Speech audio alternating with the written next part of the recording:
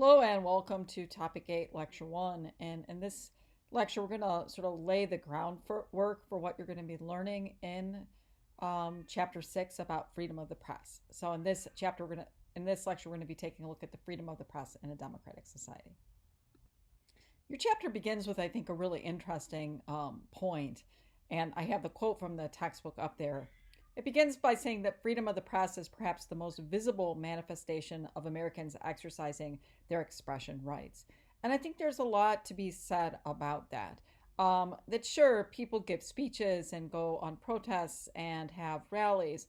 But really, when you think of your day in, day out lives, the amount of expressive content that we are exposed to is just so incredibly vast. And so, just some of the images on this slide, that when you think about just the print media, magazines, newspapers, the newspapers you might, read on the web, there's just so much content, print content that people are reading. Radio used to be a little bit more prevalent in the United States in terms of a form of press, but it's still incredibly important. On the one hand, you have National Public Radio. Wisconsin's a great example of that. You have National Public Radio that comes from WUWM if you live in the Milwaukee area. But then because of the Wisconsin idea, we have Wisconsin Public Radio that basically goes throughout the whole state and provides public access to really good news programming content and also cultural content as well. You turn on the TV. We still have broadcast television, right? So NBC, ABC, CBS nightly news, the Sunday news shows, all broadcast television. And then add on to that, as you see there, MSNBC, Fox News, CNN, the cable news providers. And then you add social media. I've got the Twitter bird there, but I mean, you think a lot of people when I ask my students in my American government class, where they get their news from, a lot of people say they get it from Twitter because they follow different newspapers or magazines or journalists online, and they do it through Twitter, in your newsfeed on Facebook, etc.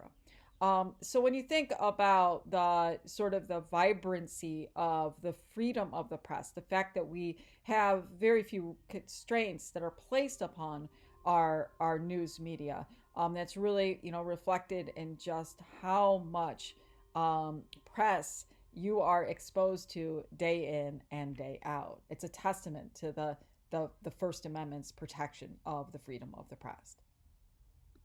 So before we get into the content for the chapter, we'll do that in the next lecture. I just want to sort of talk about the role that the free press plays in maintaining a democratic society. And so I want to talk about the role that the free press plays in informing people. Sorry about my cat in the background. It's cat dinner time and he's freaking out, man. The press serves as a watchdog, and the press also provides a public forum. And so when we think about the freedom of the press and you're learning about the freedom of the press, I want you to keep these three areas in mind as you're learning about the importance of the role that the free press plays in a democratic society. We almost take it for granted that the important role that the press plays in a democratic society is to inform the people. Your textbook sort of talks about how when you look at the First Amendment and the Freedom of the Press Clause, it seems almost quaint because we can't even really imagine what it would be like to live in the United States without freedom of the press. But they also raise the point that one of the first steps that a government will take when it is eroding, when the democratic government is eroding and transitioning into an authoritarian or totalitarian regime, is to attack the press. Because without the freedom, if you don't have a free press, then where do you get the information about the government or important issues from? If you don't have a press that's free to inform the people, then that information would either come from the government or it would come from government approved sources. And you cannot obviously fully inform the people, and an informed populace is essential to a democratic society without having a source that is outside of government control and approval providing that information. And so we rely on the press in order to we get an opportunity from a free press to learn about issues, evaluate issues, and from learning about those issues, hopefully in an unbiased and evidence-based sort of way. And believe it or not, those news sources are out there. I know that people have a lot of distrust in the media, but there's a lot of great media out, the news media, that you can avail yourself to. That it allows you to form reasoned opinions and take actions. I mean, I'll just use an example. This weekend, we're trying to decide whether or not we could have two of our close friends, my brother and my other close friend, over for Easter dinner. And my brother and my close friend have both been fully vaccinated, and my husband and I have both had one shot. So we're like, okay, can they come over? It seems safe. If they come over, should we wear masks?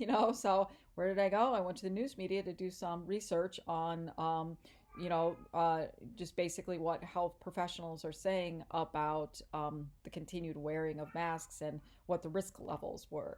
And so we rely on the news media to do the reporting on health issues, so that in public health matters, so that we can make decisions. That's just one example.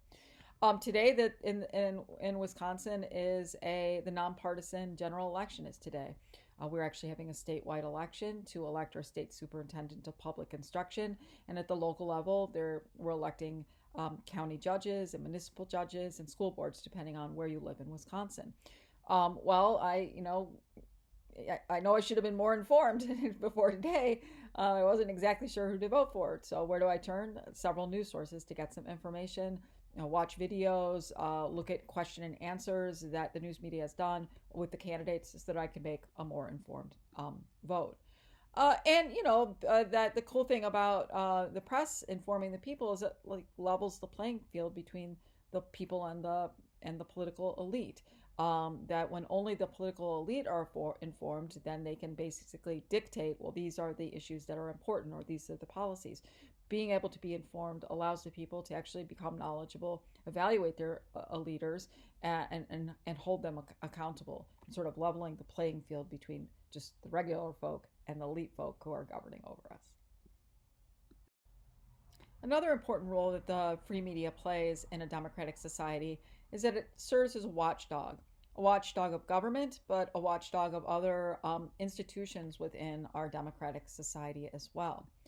Oftentimes, the news media is referred to as the fourth estate. And so when we think about the other estates, the legislature, the executive branch, the presidency, and the federal bureaucracy, and the judiciary, that we have a system of government in our democracy that where there's checks and balances, that it's difficult for the executive branch to make decisions without the participation of the legislature. Same with the legislature, that entities, branches of government need to work together to get things done, and then the judiciary overlooks it all to make sure that the actions that are being taken are constitutional. Well, who's the watchdog over those institutions? The press is the watchdog over those institutions. And so that checks and balances are good and separation of powers is good, but it's even better to have a non-governmental institution that isn't beholden to really that's not beholden to being elected. It's not being beholden to any of the other institutions, to be able to evaluate and investigate the actions of the other institution or the institutions of government. And so, in your textbook, you're going to be reading about instances where the press has acted as a watchdog. You're going to be reading the incredibly important case, United States v. the New York Times, which is, if you saw the movie about it called The Post, that is about the Pentagon Papers, the papers that chronicle the mistakes that were made by the Defense Department. The Defense Department had issued a report about the mistakes that they made during the Vietnam War, and a member of the Defense Department insider got their hands on it, and then they leaked it to the press to inform the people of the wrongdoings and the mistakes that the government had made. That's Watergate was based on investigative reporting of the break-in at the Watergate Hotel and the offices of the Democratic National Committee, linking it all the way back to the President of the United States. So those are extreme examples of the watchdog power of the fourth estate. But that kind of investigation, takes place quite frequently, and it's an important role that the news media plays in a democratic society. And so, the news media scrutinizes the actions of elected officials and other public and non-public figures. If you've ever seen the movie Spotlight, that is a movie about that chronicles the actions of the Boston Globe in their investigation of the Catholic Church and the Catholic Church abuse of children. And so that in watchdogging is not limited just to the powers to watchdogging government, but watchdogging other institutions as well. And so it's through investigative reporting that people really get the information that they need to hold those who lead us accountable. And without a freedom of press and without that access to publish articles that are critical of government, that you really cannot live in a democratic society. And sure, government doesn't want that watchdogging to take place, and they're going to be resistant to those hard questions that the news media asks. But that is just a part and parcel of living in a democratic society and being held by not just the voters, but being held accountable by the press as well. And the final aspect of why a free press is important for a democratic society is that the press can serve as a public forum. In other words, the press not only does the news media inform the people, but it provides the people an opportunity to debate political issues and to debate policies. And so that the news media can serve as a public forum for candidates to come and debate, but it can also serve as a forum for interest groups and other interested parties to come and debate important issues that are facing a society or community through the process of town halls, where people get together and they can talk about opposing viewpoints on key issues like abortion, gay marriage, drug control, drug laws, the list goes on. More recently, with the advent of social media, that anybody who has a phone can basically become sort of a citizen journalist. And so that people will take videos of protests. We see with the George Floyd trial that's going on, that the people took videos of the police officer killing George Floyd, and then sold those or gave those to the news media, and those were published widely in order to draw attention to those events, because the news media can't be everywhere. And so social movements and actions of the police will get the ability to have media coverage, news media coverage, because people will be out there with their phones acting as citizen journalists and providing their on-the-ground journalism, so to speak, to the more traditional media in order to get wider coverage of that. And so the press serves as a public forum, and a public forum is obviously important for a democratic society, because people need to come together, exchange ideas, and debate ideas so that the ideas that have the most support can win out in the marketplace of ideas in the ideal world. So it almost goes without saying that the framers recognized the importance of the free press, and your textbook talks about that in the beginning parts of the chapters. And as a reflection of the framers' or recognition of the importance of the free press, that the press is provided constitutional protection in the Bill of Rights. Congress shall make no law abridging the freedom of the press in the First Amendment. What's interesting is that the press is the only private entity explicitly granted protections of liberty in the Constitution. And so when you think about the Constitution and the limits that are placed on the actions of government, those limits are always sort of like government v. individual, right? Government can't infringe on an individual's right to bear arms, or an individual's freedom to speak or practice their religion. An individual's can't be punished in a cruel and unusual way. But the freedom of the press provision is where an actual institution is recognized as having liberty. And that, sort of the ability for the framers to extend that freedom to the press indicates just how important that is for a constitutional democracy. So as I was reading through the chapter this week and preparing for lecture for this class, I was, of course, struck by just how much protection the press gets in the United States, and how, when all is said and done, I think that is my personal opinion, is, just absolutely necessary for maintaining a democratic society. But for the most part, I don't worry a lot about the government intruding upon the freedom of the press. Even though we had a former president who called the press the enemy of the people, and sort of threatened to, and sometimes followed through on the threat of barring journalists from the press activities at the White House. I had full confidence that the Supreme Court would strike down any efforts that the government might have made under that former president to restrict freedom of the press. What I started thinking about during, when I was reading this chapter, is that maybe the greatest threat to freedom of the press isn't government, but maybe it's the people.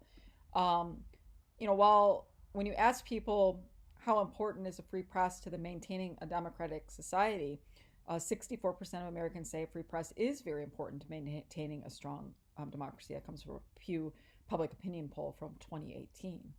But in the same token, there's just growing distrust in the news media, and we'll take a look at that on the next slide. And that distrust is polarized. That Republicans in particular have a much lower trust in the media than Democrats do, but even trust overall is much lower than it has been in previous decades. And so it's one thing if you have a free press, but it's another thing if nobody trusts what the press is saying. I think I told you last week that I was watching the QAnon documentary on HBO, Q Into the Storm. And there's this moment where these Q people are like the QAnon's people are at a bar, and they're, watching the TVs up on the wall. And this QAnon person is saying, that news, it was the news show. They're like, that's all BS. That's all bullshit. I don't trust any of that. The only thing I trust is Q. And he's pointing at his phone. And I'm just like, man. I think that's an extreme example, but there's other people. That viewpoint and that distrust of the media is widespread, and obviously it's a cause for concern, particularly when that distrust is polarized, as you're going to see in the following slides. And so does free press really matter if significant portions of the population consider the press to be fake news, and they don't listen to it, and they will turn to trusted sources that they have within their information bubble. Information bubble is that, when you're on social media and you get news, right, that you're only reading the news that confirms what you believe to be true, right? We get into our these filters and information that challenges what we believe from the news media. You never see it, but you just, the algorithms and your own personal choices, that you're just in this information bubble that just reinforces what you already believe to be true. So we could very well have a very free press, but maybe the free press doesn't matter when nobody really trusts the news that is being printed by the free press. Sorry, I don't mean to be depressing. So this is some public opinion trends over time that's from the Pew Research Foundation. And basically, this is asking people the question, do you have, how much do you trust the news media? And this is showing people who say that they have a great amount or a fair amount of trust in the news media. And you can see that it's gone relatively down a little bit since the mid part of the 1990s. In the mid part of the 1990s, over half of the people said that they had a great or a fair amount of trust in the news media. And then we get an all-time low in 2016 where it drops to 30%. Then it kind of goes back up to in the 40% range, which basically means that 60% of people in the United States, don't trust the media. You compare the trust in media to in the 1970s, where it ranged between 68% and 72%. That's not shown on the graph here. But when you can compare that to where we are today, that's a significant drop in terms of trust in the news media. So just something to put in the hopper and think about. And, this graph shows also, again, from the Pew Research Center from September 2020.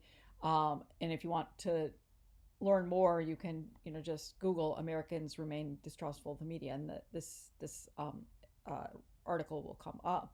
But this basically shows you the huge gap that now exists. Again, this is asking the same question. It's asking people how much trust and confidence they have in the news media. And the lines are showing people who say a very or a fair amount of trust and confidence in the news media. And blue is Democrats, gray is those who identify as independent, and red is the Republicans. When you look back several decades, that there wasn't as huge of a gap between trust and the media. But goodness gracious, I mean, starting in the early part of the 21st century, we just have a huge gap. And today, 70% of Democrats report trusting very much or fair amount of trust and confidence in the news media. 10% of Republicans. Okay, so it's almost just like and it's a huge gap in terms of the difference. So again, just sort of complicating that you can have a free press, but if you have low levels of trust in the media, that kind of might sort of erode the fact that we have a free press because people don't believe what the free press is saying. So ask yourself, do you trust the news media? Yes or no? And maybe what could the news media do to improve your trust? In other words, there certain kinds of news media you trust more than others. Okay, that's it for this lecture. In the next lecture, we're going to take a look at the more of the content from the textbook. We're going to look at the right to publish freely. In other words, the development of the prior restraint doctrine, and we'll look at the two key cases there, Near versus Minnesota and the United States versus the New York Times. And this is asking the question about, is any press censorship allowed by the court? And so we'll explore that in the next lecture. We'll also take a look at that the right to publish freely as one aspect of freedom of the press, but does government have any control over press content? And so we'll look at what the Supreme Court has said about that. And we'll also look at whether or not journalists who are reporting the news, do they have any special privileges that are protected by the Constitution? The quick answer to that is no, they do not. And so we'll look at the reasoning that the court has given for not extending special privileges to the press to do the reporting. All right, thanks for your time, and I'll talk to you on the next lecture.